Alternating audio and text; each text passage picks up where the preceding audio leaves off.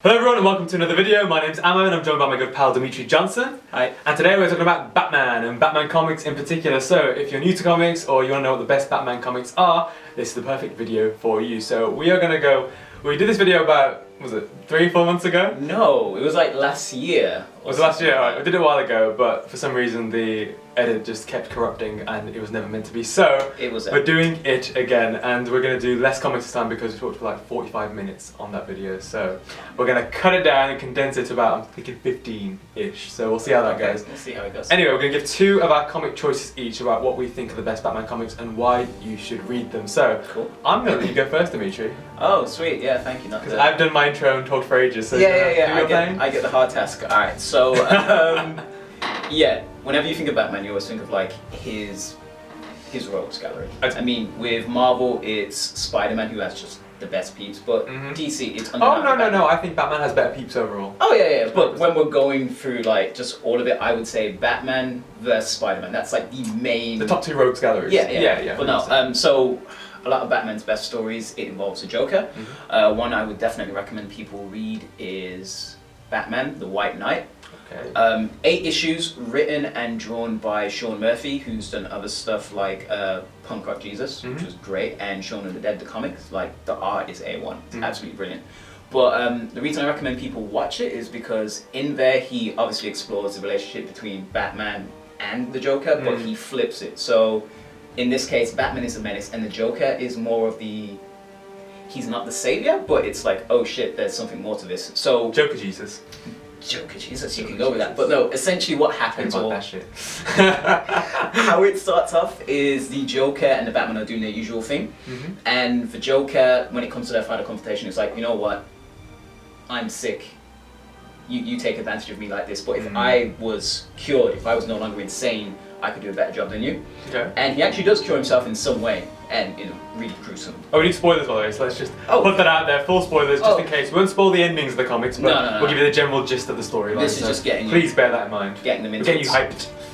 So in this, where you always have Bruce Wayne equals Batman versus Joker, it's the Joker and his alter ego versus Batman. So you see it from that, and he actually goes about cleaning up Gotham and crime through the legal means and proving that Batman is inefficient. Okay, cool. And obviously Batman's just like, nah, it's a joke, he's got other things going on. I'm not going to spoil it, but it's a really good comic. Is this canon or is it? It's not canon, it was a one-shot, but the 8 issues are amazing. Okay, cool. It really makes you think like, this is Batman more brutal than any other time you've seen him. Like, is this how Gotham usually sees him? It's nice seeing a different version of Batman, just because the ones I've got are very much Batman as you know and love him, whereas this is a completely different version, so that's really cool. It's really, really good. I would definitely recommend it to anyone who loves the dynamic between them and just likes to do like a character analysis of Batman as a whole. Not Bruce Wayne, Batman. Anything else? No, that would be it for that. Right, I'm going to give my next tip, and it's going to be Batman Death of the Family. So not to be confused with Death in the Family, which is the infamous Jason Todd voting death issue. So there's a lot of death. But this is, I think, the best Batman comic ever written. I know, this is from me. This is we both read a plethora of Batman comics, but this is the one that I read the intro, read the first few pages, and I was immediately hooked by how odd and how different it was. And as I kept reading, I was so intrigued by the story, the twists, the turns. Yeah. I'm going to go into them right now, just to show you how exactly I got hooked straight away. Scott Schneider. I think it is Scott Snyder. He's been the best one. Alright, so nobody's seen the Joker for about a year. The last thing we saw of him was he cut his own face off and pinned it on a wall in Arkham Asylum. So the Joker returns. He has a very twisted scene with Harley Quinn, which shows their relationship, the power struggle, and how the Joker might have even changed somewhat and become even more disturbed in his year away. Can we just have like a note here? People who say Joker and Harley Quinn are like couple goals, it's not. It's death. Did they say that? Suicide Squad definitely prompted that, and then when you look at the comics, it's like, oh yeah, right, no, it's an abusive relationship. 100%. He's put her through, man. It's been a lot. Oh, there's stuff in this as well. Actually, not as bad as some other stuff, but I get your point. Yeah, it's not a couple goals. Anyway, that happens. Then we see the Joker single-handedly go into the GCPD, and in a very survival horror resi style like fashion, slaughters a bunch of cops. In the darkness, the light sort of comes back on after he cuts the power out, and you just see these slaughtered cops everywhere, which is OP. Nuts, yeah. And then the Joker in that process steals his own face back, which has been in sort of a freezing station basically. So he gets his face back, and then Batman's there. What? No, I just remember that. It's just like, hey, I'm coming back for my face. What? Yeah, pretty much. Yeah. Thanks. So he got his face back basically. The comic goes on to involve like all members of the Bat family. The Joker and Batman, like references from the past, are brought to light because the Joker is involving all their previous moments from the 50 years of Batman history in his schemes, which is really cool. Because if you're a new comic book reader especially, what you're going to do is you're going to see these references that you may not understand, go and research them or by Wikipedia, or like get the comics and read them yourself, and then your knowledge of comicdom will grow as a result, which I think is really cool. Well, it's still digestible to like new fans as well. You don't feel like you're missing out, but you do have that extra incentive to go back. 100%. So if you want to delve further, you can. If you can take with the story, it's all good. Next point is there's an amazing moment with the Joker and Batman on a water reservoir where they have a little bit of a Batman Joker off in terms of like why they do what they do. My favourite moment of Batman under the Red Hood in the DC animated universe was that moment in that shady looking apartment with who was it, with the Joker, Jason Todd and Batman, where they discuss the psychology of Batman and why he does what he does. And in this case, it's the Joker and Batman having that sort of similar conversation, which I love. I love delving into the psychology of, you know, insane characters basically, because arguably the Batman's pretty nuts too. It's the Batman that's insane, not Bruce Wayne. Yeah, yeah, definitely, for sure. And then the Joker says to Batman that he knows his identity and the identities of all the Bat family, which is an amazing plot point. So this goes on to a point where Batman recalls a memory of, it was just after year one, so like he's still relatively new in the Batman game, in the Batmaning game. He has a battle with the Joker gets away, Batman comes back via the Batboat. The next morning he realises there's a Joker card on the Batboat itself. Now the only way the Joker could do this is by holding his breath for like David Blaine levels of time, if not David Blaine on steroid level of time. He had to hold onto the Batboat, which can travel at 50 miles per hour, and he had to bypass the Batboat security, the outer defence of the Batcave, and the Batcave security, which it's very low in likelihood that he could do this. But it's the Joker. If anyone could do it, it is the Joker, so that's intriguing. So the Bat family and Batman had a bit of a tiff over why he didn't reveal that information. That's just a really cool thing, because, you know, you can imagine the Joker finding a way. It's hyping him up more in terms of this man is OP. Exactly, 100%. Then what else? So, there's really cool moments again where the Joker is displaying moments of previous Batman Joker moments. At one point he sews bodies together and keeps them, they might be dead or not, and keeps them in the poses that they were in, iconic poses of their past battles, which is cool. And then the most memorable panel, I think, in my comic reading history, which is the Joker has the entire Bat family in the Batcave at a dinner table. Batman wakes up and sees everyone laying before him, or sitting before him. They've all got bandages around their face, with the face part bloodied up, and with plates in front of them with toppers on. And Joker takes off the toppers, and they've got seemingly they're dead, their faces in front of them. Everyone's looking at their own face, which is amazing, I think. So there's really cool moments in this comic basically, which I think are brilliant. And I have to say, my issue with a lot of comics is is that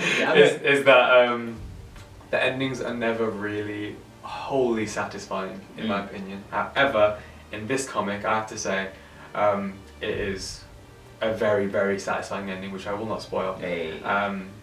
But it essentially involves the Batman using one of the Joker's own jokes against him, which is very poetic, isn't it, really? If we think about it. It sticks in your mind for sure. Exactly, and I think that's everything for me. Oh yeah, actually, I'll leave that point. Little chemical compound joke. No, Joker, that's it. I won't say. Nah, leave that so one. I think that's everything. About anything else? No? Yeah. So, on to number 3. Dimitri, do you want to take it away for your next one, which I think I know? Sure. So, this one in particular, it's very recent. I'm probably saying the last year and a bit, year and a half, maybe 2 years worth of. Essentially, it's one of Scott Snyder's best works, and art-wise, Greg Capullo has got it sorted. You know how you were talking about previous references to earlier pieces? Scott Snyder said this whole story arc, this big thing, like, it was in the works from the first Batman issue he ever wrote for New 52. Wow, So it's all been leading up to this death of the family and many more. I'm talking about Dark Knight's Metal. Nice. So I haven't read this yet, which is you very bad, but need to. adulting gets in the way of comic reading sometimes. Yeah. It's epic. It's a delve into the whole Batman mythos, everything and anything you know about Batman as a whole. It's presented before you, it's challenged, and it just makes you really appreciate and understand the gravitas of Batman and his impact in the DC universe. So this is a big DC story event. It's not just a Batman story. The Justice League, Teen Titans, Suicide Squad, everyone is brought into this. And with Dark Knight's Metal, it's essentially what would the world be like if Batman was the villain? And I know we've had that before with just like... Aren't there 7 different Batman villains in this that were brought together? That's something else. Essentially, there's the multiverse, but then there's the dark multiverse. And this is... It brings in Batmen from other universe whereby Batman lost. Anything you know about Batman, even Death of the Family, there's a version where Batman lost and you see how that changes him. Oh, okay. And all these Batmen come together to take over the main continuity of the Batman universe. Nice. So Batman just got darker and darker progressively, I take it? Absolutely. There's a main story to it, but obviously you have the side ones from different comic. I think Green Arrow's got a storyline as well. It's got everyone. But one in particular does focus on a Batman issue. I can't remember the number, but it literally just shows you who Batman is and the big bad just breaking down. You are only you because I allowed you to. Batman has always been a failure. Always. And when you see the dark versions of Batman, it's just like, shit, I remember that storyline. That could have been the outcome, and it just makes you realize how scary and the universe is fucked if Batman flips it.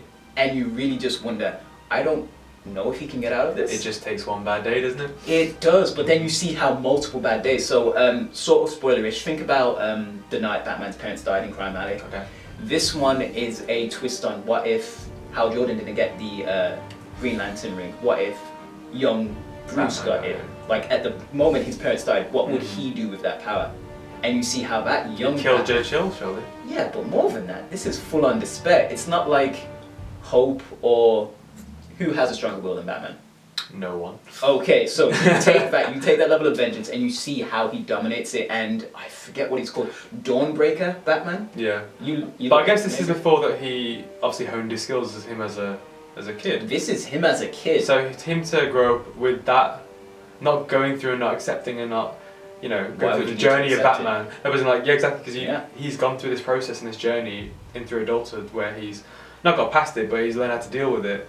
You've got him at the point where he's not dealt with it at all, and then he just goes from strength to strength with the power of the Green Lantern. Yeah, spoilers, Joe Chill is fucked, but then imagine the rest of Gotham. Gotham is just seething with corruptness, and you see how that Bruce Wayne deals with that. Yeah, and there's so many different takes on Batman. There's a Doomsday version, there's a Aquaman version, it's brilliant. It makes you love and appreciate Bruce. This is like the most detailed multiverse that I've seen in comics. Scott Snyder, you are our king. And it's brilliant. I'd probably say one of my favourite Batman or Dark Knights would have been... It's easy to say The Joker Who Laughs, and anyone who hasn't read his story, you're going to feel chills. You feel chills throughout all of it, but his for sure is just... He's arguably the best Batman villain because he is Batman and there's something more to him. I know it's fun, but would you say it's not one of your best Batman comics ever? Or It is. I've read probably just as much of the Batman stories as you. I'm not going to say if more. I think you've read more. Maybe more. You're more of a comic guy than I am, and I am quite deep into it. But it's Batman. There's a reason you love him, and it shows you why you love him and why you appreciate him, because there's so many different paths you could have taken. And you get to see all the alternate storylines you already know about play out. That's really cool. So when someone poses a question, who would win in a fight, Batman or Superman? Shut up. This shows you a billion times over how Batman fucks up Superman and everyone. I think if anyone hasn't seen the image of the Batman Who Laughs, I'm going to post it now, because just seeing that image alone... Where are we posting it? Yeah? Oh, we're gone. Oh, we're gone right now. Yeah. Okay. So we'll put it here. For now. Yeah. And just seeing that image alone... it's enough. If you show an image of each one, it's like, okay, I need to read this, I need to know what happened there. Yeah. I mean, imagine a Batman who lost Alfred, and you see how he copes with that shit. Oh, he's got no father figure. Oh my gosh, I love it. Yeah. I just watched Lego Batman for the first time today, actually, in the morning, and I've never seen the daddy connections with Bruce. They're so strong than in Lego Batman. Anyway, is that it for you on that one? Yeah, man. Alright, last one.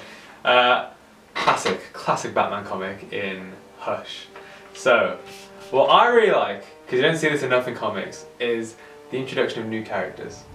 Mhm. And Hush was a goddamn compelling character from start to finish. This is another really, really compelling comic book in the fact that I read the first page, Yeah. could not put this thing down. And sometimes in comics, like I didn't get gripped from the intro, but I was gripped from the first bloody page. I So, see you have the comic right there. oh yeah, Yeah. ta-da, the gloriousness of Hush. So, I'll put that there. Okay. So I think where to start with this. Ooh. I think what makes a really good Batman. I think what makes a really good Batman story is the fact that I like it when it includes various members of the Bat family. I like it when there's a good number of rogues gallery, but not too many of them, so like bloats the story out. Yeah.